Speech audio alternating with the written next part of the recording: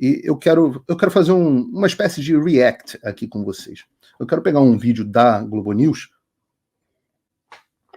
e eu digo a vocês que o Paulo Figueiredo Show é um programa para maiores de idade, para pessoas que não se importam com cenas fortes.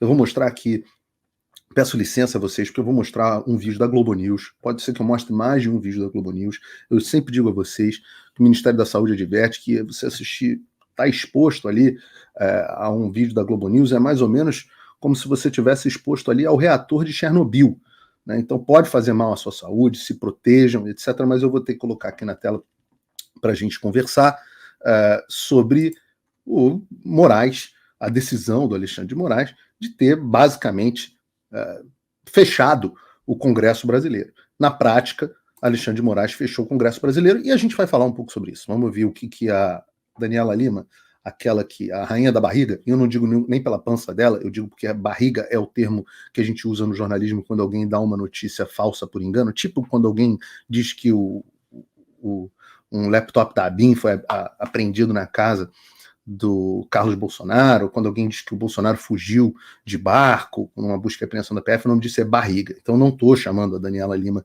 de barriguda, não. Alexandre de Moraes, que se dedicou no ano passado, no ano anterior, a formular uma proposta que foi entregue por ele em mãos. Estou com o meu computador aqui porque a pessoa é míope, Brasil. Vamos. Ele é míope. O importante dessa história, dessa parte da história é a seguinte. Reparem, o projeto de lei que foi entregue ao Congresso foi entregue pelo Alexandre de Moraes. Não foi o presidente que enviou um projeto de lei ao Congresso, não, foi o Poder Judiciário. Então, quando você fala de ativismo judicial, é importante dizer, ativismo judicial, é sobre isso que a gente está falando. Sobre um judiciário que resolve tomar posições políticas. Facilitar a vida da cegueta, não peguei dessa vez o meu celular. Bom, o ministro Alexandre de Moraes entregou em mãos ao Congresso, salvo engano, foi em 2000. Entregou em mãos ao Congresso, etc, etc. Eu vou continuar aqui. Quando mantém conteúdo sabidamente de discurso de ódio, de propagação nazista. Repara que colocado na mesma balança, né? Discurso sabidamente de ódio, sabidamente por quem, né? E propagação nazista. Quem foi a pessoa que vocês já viram na direita ou em qualquer lugar fazendo propagação nazista?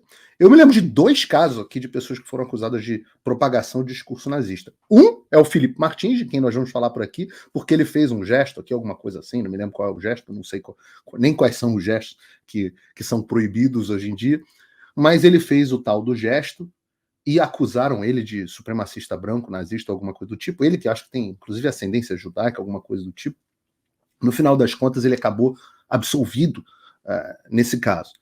O outro foi o pobre do Monark, que disse que, na opinião dele, poderia haver um partido nazista, como poderia haver um partido comunista, o que é a posição de todos os libertários no mundo, e a lei vigente nos Estados Unidos, inclusive existe partido nazista dentro dos Estados Unidos, e ele foi chamado de nazista por conta disso. Mas repare, são discursos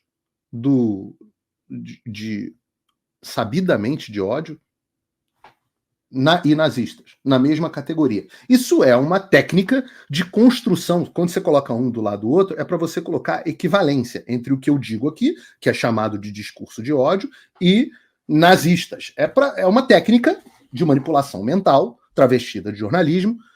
Não sei se faz... Eu não acho que ela seja inteligente o suficiente para fazer isso de forma intencional. Eu acho que é um cacuete. O professor Olavo de Carvalho falava muito disso, que muitas das coisas são absorvidas como cacuetes, não é isso? E por aqui vamos continuar. De fake news. Pois muito bem, o Congresso engavetou por muitos motivos, inclusive pela pressão das Big Techs. O Congresso não engavetou. O projeto está, como tantos outros projetos, pendente para ser votado pelo Congresso. E por que ele está pendente para ser votado pelo Congresso? Porque o presidente da Câmara, Arthur Lira, percebeu que não havia quórum para aprovação. que o projeto seria rejeitado. Então, o presidente Arthur Lira mantém esse projeto ali, sempre ameaçando os parlamentares. Eu digo isso para vocês porque eu converso com muitos parlamentares. Sempre ameaçando os parlamentares brasileiros, ela está se referindo ao 2630 aqui no caso, sempre ameaçando os parlamentares brasileiros de que, caso eles façam alguma coisa, ele vai botar o 2630 para votar. E por que essa é uma ameaça tão relevante? Porque este projeto é simplesmente o projeto que decreta a morte das redes sociais no Brasil. Oi, eu vou ter que parar o vídeo só para te atualizar. A perseguição implacável continua. Desde dezembro de 2022 eu continuo sem passaporte, com as contas bancárias bloqueadas, redes sociais banidas no Brasil e muito mais. Agora estão vindo atrás de mim até porque eu contei para vocês os bastidores do que acontecia com os militares.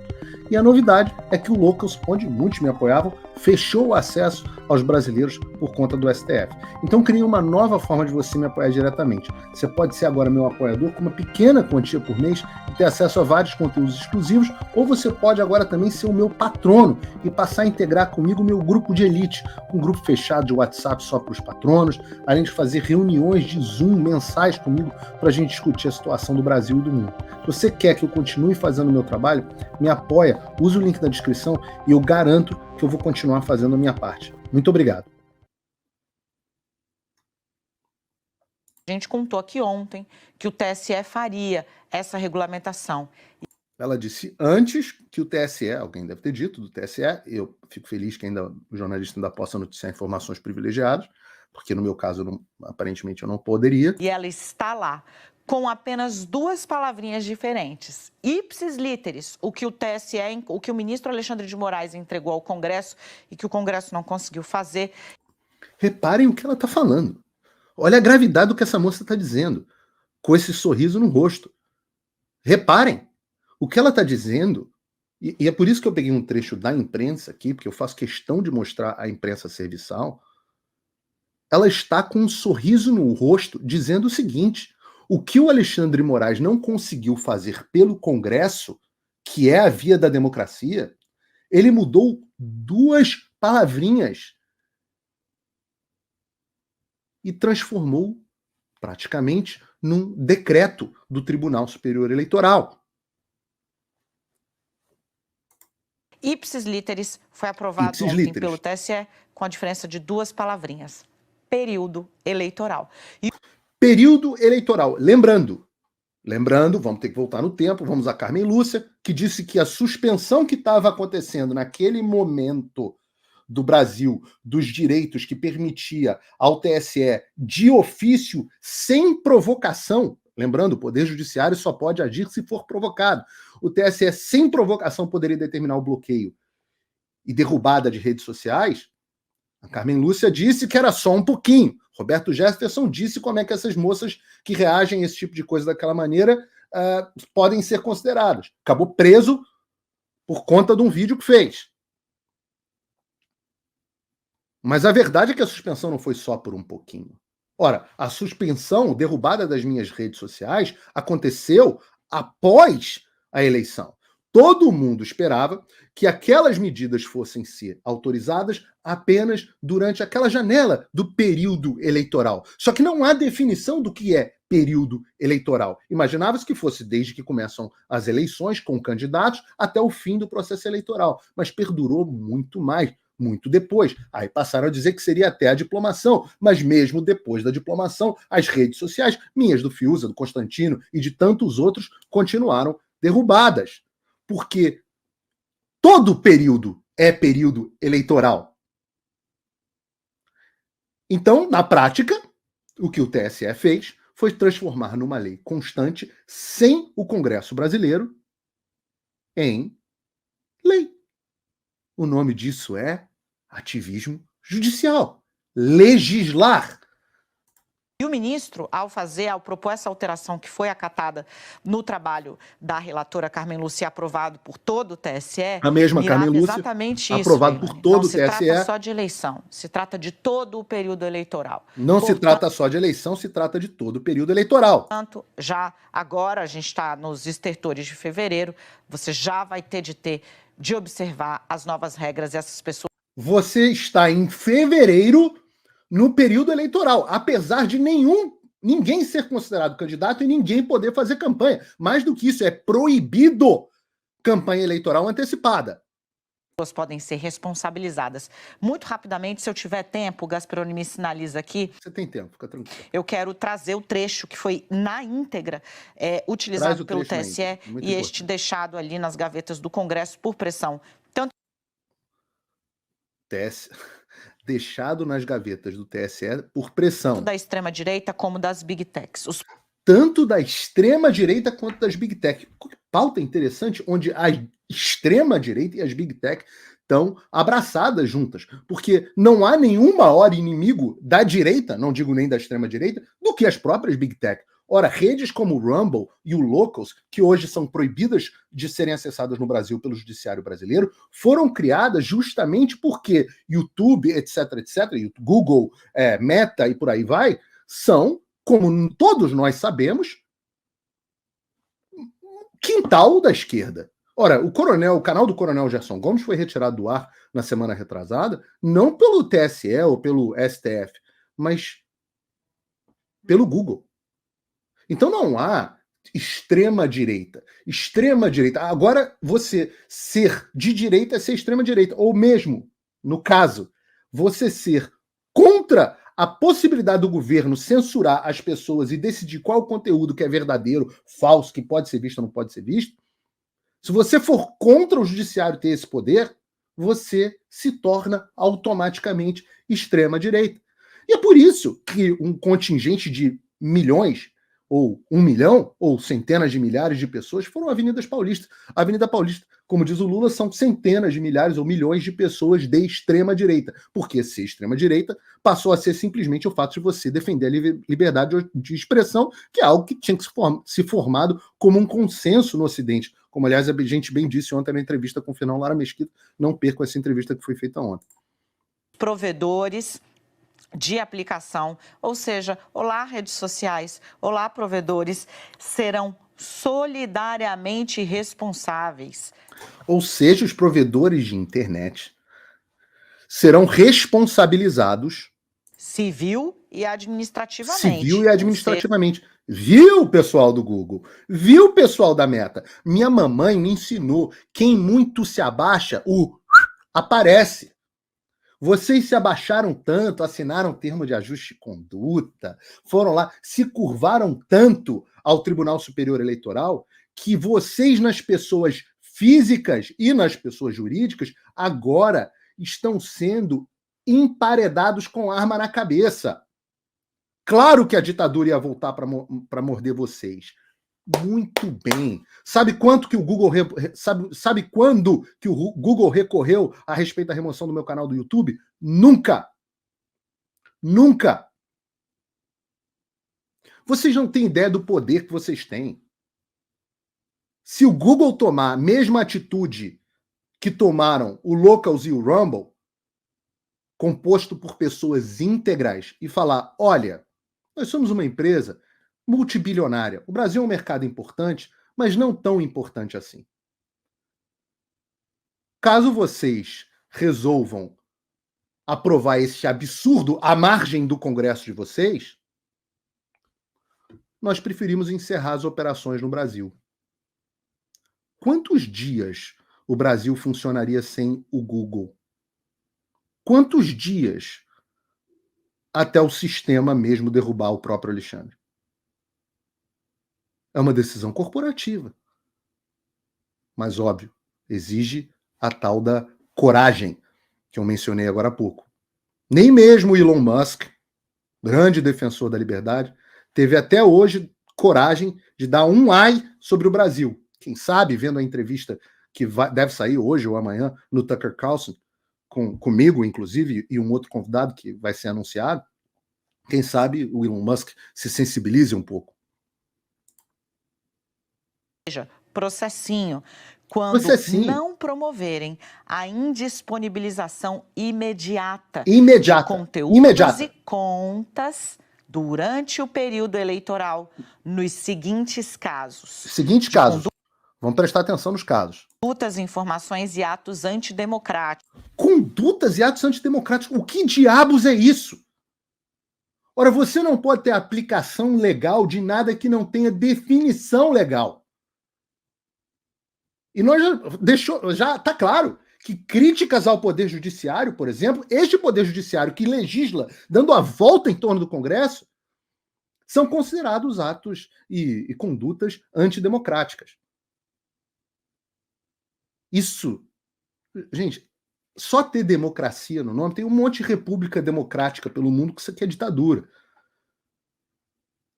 Elas restringem conteúdo justamente porque dizem que é uma propaganda contra as instituições do país, etc, etc. Os cubanos fazem isso o tempo inteiro.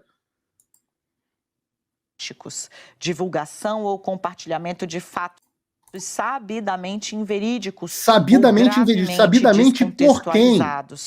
De grave Sabidamente ameaça inverídicos direta por e quem? imediata de violência ou incitação à violência contra a integridade de servidores da justiça. Bom, incitação à violência ou contra a integridade, é óbvio que isso deve ser proibido, mas isso já está previsto na lei.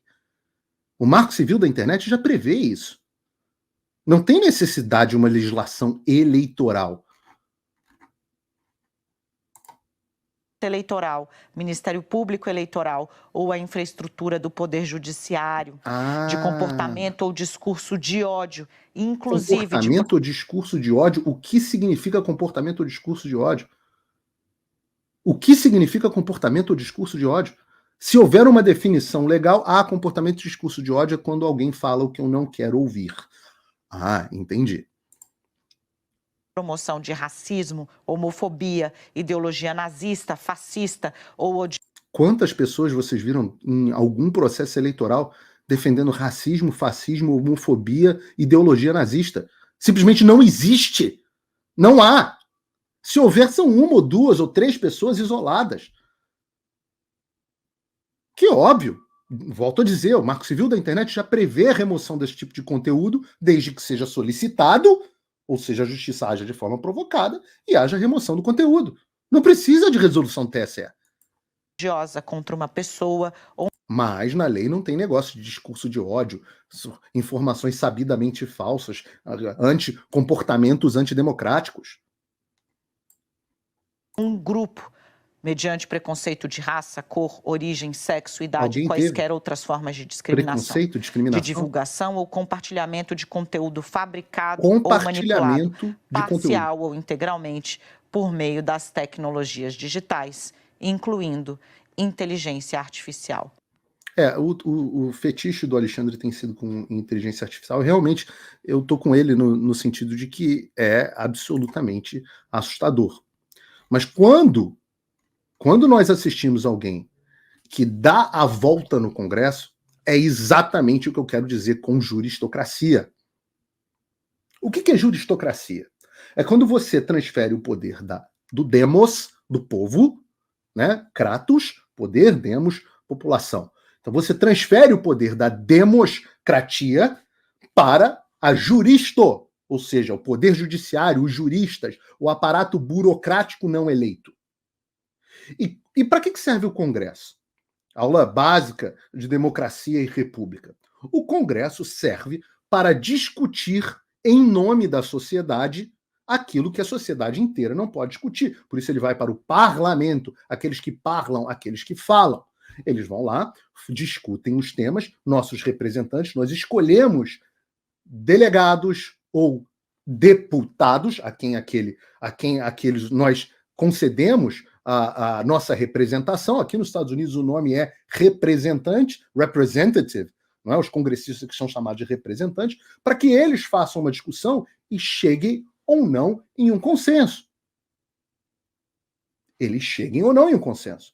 No caso deste projeto, que foi entregue de forma muito estranha por um ministro do Supremo Tribunal Federal, o nosso parlamento, que representa a nossa sociedade, não chegou a um consenso a respeito desse tema. Por isso o projeto não foi votado. Ainda assim, o sistema, idealizado pelos pais fundadores americanos e copiado em parte pelo Brasil, também tem seus freios e contrapesos. Quais são esses freios e contrapesos? Ora, o presidente da República tem que sancionar um projeto de lei. É uma forma do executivo exercer um contrapeso ao judiciário. Ora, existe também o Instituto da Revisão Judiciária, para caso uma lei, mesmo tendo sido votada pelas duas casas do Congresso e sancionada pelo presidente, caso essa lei viole algum dispositivo constitucional, e isso deveria ser explícito, o Poder Judiciário pode dizer, olha, Congresso, essa lei, olha, presidente, essa lei é inconstitucional, não pode valer porque ela viola princípios constitucionais. Então você tem todo um processo moroso com freios e contrapesos. Quando este processo não funciona, ele acaba sendo sob uma resposta entusiasmada da imprensa, representada aqui na figura dessa moça, ele acaba sendo transferido para o poder do judiciário. Então, quem votou nesse projeto para fazer valer com a mesma força de lei? Alexandre de Moraes, sei lá quem, Carmen Lúcia, um monte de cara que você não elegeu. Um monte de cara que não te representa. Então, o poder foi transferido do povo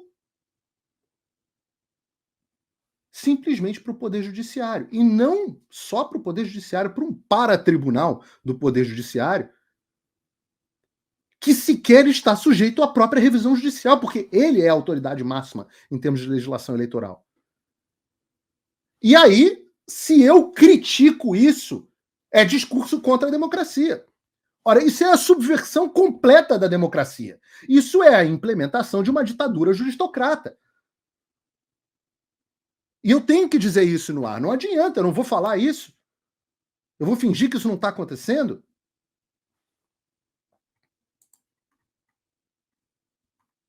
Então agora é pressão da extrema-direita. Qualquer um que evite esse tipo de coisa passa a ser chamado de extrema-direita, de antidemocrático, de discurso de ódio. Ora, o meu discurso é o discurso do amor, queridos. O amor é devolver o poder ao parlamento, como foi idealizado pelas pessoas que inventaram esse negócio de república democrática. Agora, você imagina, se você é um bilionário globalista e você quer mudar alguma coisa, como, por exemplo, aprovar o aborto, ou criar um discurso monolítico na internet sem oposição, o que é mais fácil? Fazer o processo moroso do Congresso, tem o Lira tem que conversar com os presidentes de partido, os líderes, as bases, ano de eleição, então, está todo mundo preocupado na eleição municipal, então ele tem que pensar como que a população vai reagir àquele negócio. Aí você tem os senadores que estão todos com na mão por conta da eleição daqui a pouco, que vai mudar 2/3 do Senado, aí tem que mandar, bom, eles têm o presidente, mas pode ter alguma... Olha esse inferno. Imagina, basta o Alexandre propor dentro do tribunal, onde ele manda, e ele mostrou no vídeo anterior lá no outro tribunal como ele manda mais que o presidente, onde ele manda, que vai ser aprovado. E ai daquele que falar algum ai na Avenida Paulista contra esse tipo de coisa, vai preso. O jornalista que falar contra esse tipo de coisa vai preso. Se estiver nos Estados Unidos, vai ter passaporte cancelado, vai ter remoção de rede social. Não dá para aceitar esse tipo de coisa. Vocês me desculpem. Eu morro antes de chamar esse troço de democracia. Eu morro antes de chamar esse troço de democracia.